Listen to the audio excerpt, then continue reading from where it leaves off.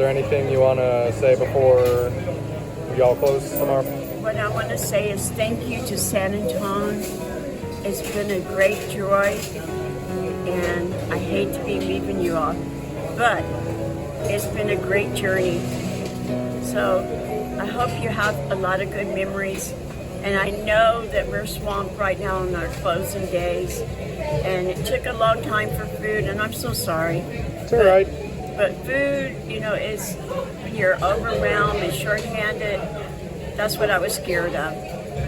But I'm happy to see everybody, and I'm so happy to be supported so much. It's gonna make me cry. But thank y'all. Thank you so much too for these views.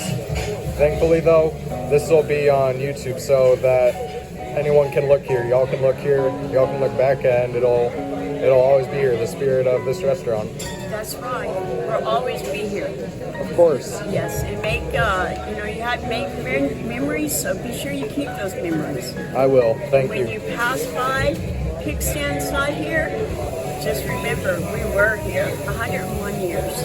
I will. Okay. Thank you so much.